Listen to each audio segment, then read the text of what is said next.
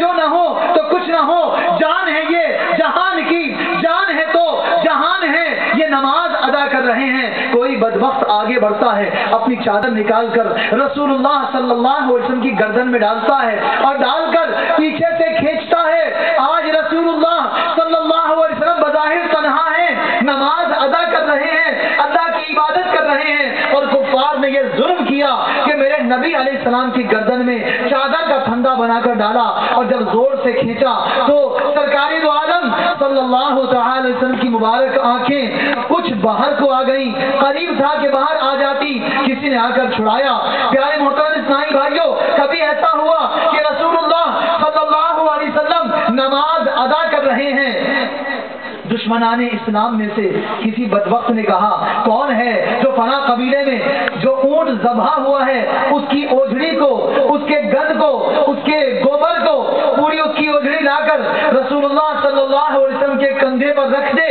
تو ایک بدبخت آگے بڑھا، وہ جا کر اس اوجھڑی کو اٹھا کر لایا۔ جب رسول اللہ صلی اللہ علیہ وسلم سجدے میں گئے، اس نے وہ اوجھڑی رسول اللہ صلی اللہ علیہ وسلم کے اوپر رکھ دی۔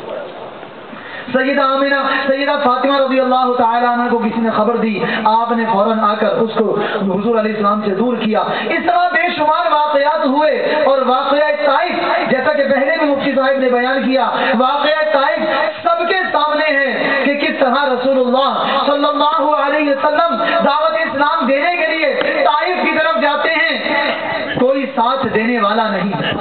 کوئی ساتھ دینے والا نہیں، تنے تنہا طائف کو جاتے ہیں، دعوت اسلام پیش کرتے ہیں، اپنی ذمہ داری کو نبھاتے ہیں، جو ذمہ داری اللہ تعالیٰ کی طرف سے دی گئی ہے اسلام کو پھیلانے کی، اسے پھیلانے کے لیے طائف جاتے ہیں، دعوت اسلام دیتے ہیں۔ وہ دعوت اسلام کو چاہتے تو یہ کہہ سکتے تھے کہ ہم جناب اسلام قبول نہیں کرتے، مگر انہوں نے اتنا نہیں کہا، یہ کہا کہ ہم اسلام قبول نہیں کریں گے۔ کیا تم یہ کہتے ہو ہم اپنے ماں باپ، ہم اپنے معبودوں کو چھوڑ دیں جن کی ہم کتنے سالوں سے عبادت کر رہے ہیں، اور معبودوں کو چھوڑ دیں؟ ہم ان کو نہیں چھوڑ سکتے۔ بلکہ انہوں نے رسول اللہ صلی اللہ علیہ وسلم پر پتھر برسانی شروع کر دیے، گالیاں بکنا شروع کر دی، سب کو شتم کیا، رسول اللہ صلی اللہ علیہ وسلم کو دھکے دیے گئے، حتیٰ کہ اتنے پتھر برسائے گئے کہ نور کا پتلا خون میں نہا گیا۔ رسول اللہ صلی اللہ علیہ وسلم تھک کر کہیں آرام کرنے کو بیٹھتے تو ہاتھ پکڑ کر اٹھاتے اور کہتے چلو چلو نکلو یہاں سے۔ دھکے دے کر نکالا گیا، پتھر برسائے گئے، مگر پیغمبر صلی اللہ تعالی علیہ وآلہ وسلم پر قربان، جنہوں نے اتنی تکلیفیں برداشت کر کے بھی ان کے لیے بد دعا نہیں کی۔ اللہ اکبر۔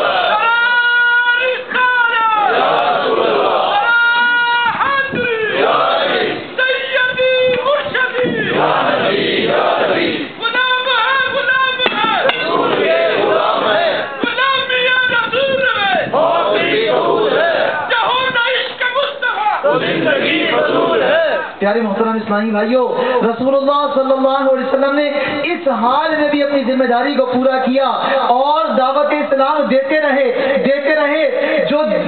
کتنوں نے جان سے حضور علیہ السلام کو مارنے کی کوششیں کی، قتل کے ارادے کیے۔ ابو جہل دشمنی میں آگے بڑھ گیا، ابو جہل کا بیٹا اکرمہ دشمنی میں آگے بڑھ گیا، ابو لہب دشمنی میں آگے بڑھ گیا۔ جب رسول اللہ صلی اللہ علیہ وسلم نے پہلی مرتبہ لوگوں کو جمع کر کے دعوت اسلام پیش کی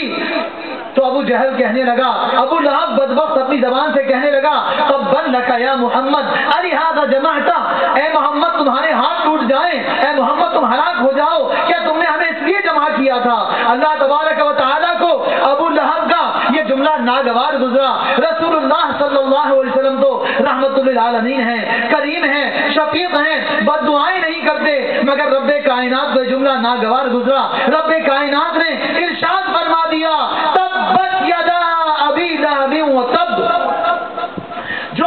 زبان سے اس نے کہا تھا اللہ تعالیٰ نے وہی الفاظ اس کے لیے صادق فرما دیے کہ ابو لہب ہلاک ہو جائے، اور وہ ہلاک ہو گیا۔ پیارے محترم اسلامی بھائیوں، رسول اللہ صلی اللہ علیہ وسلم تنے تنہا تکلیفوں کو برداشت کرتے رہے، بے شمار عرصہ اسی میں گزر گیا، حتیٰ کہ تکلیفیں برداشت کرتے کرتے پہلے حبشہ کی ہجرت ہوئی، پھر مدینہ منورہ کی جانب ہجرت کر گئے تاکہ اسلام کچھ پھل پھول سکے۔ سرکار دو عالم صلی اللہ تعالی علیہ وسلم نے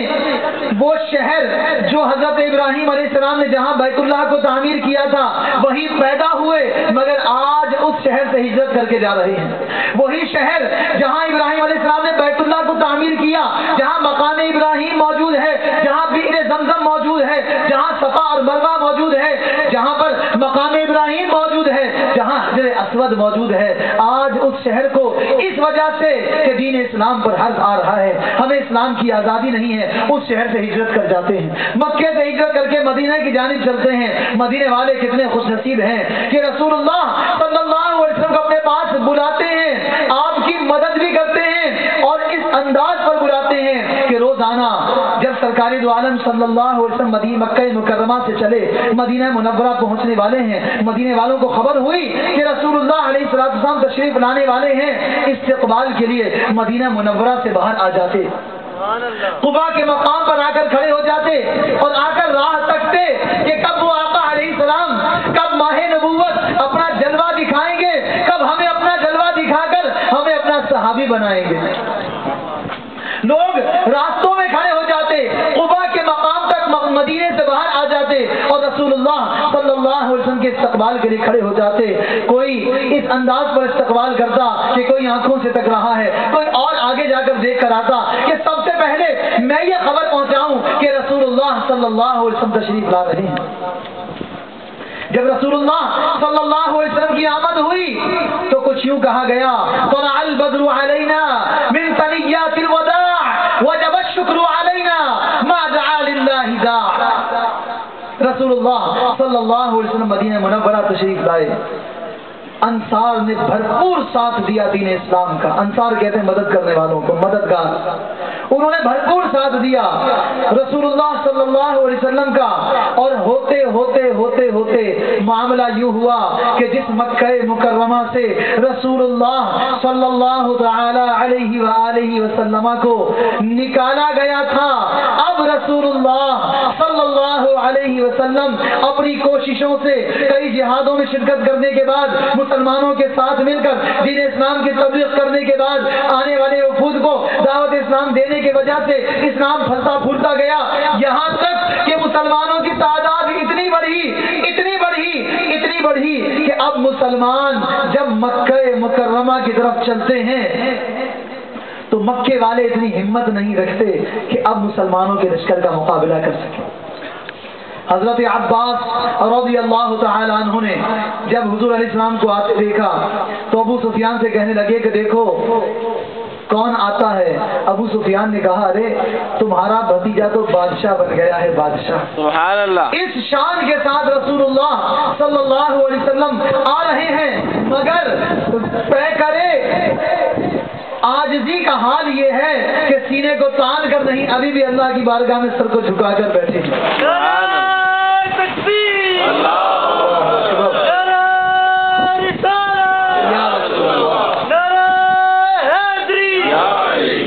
جب کوئی قوم فتح کرتی ہے کسی جگہ کو تو اپنے دشمنوں کو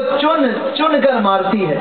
اب جب رسول اللہ صلی اللہ تعالی علیہ وسلم نے فتح مکہ فرمائی، مکے کو فتح کیا،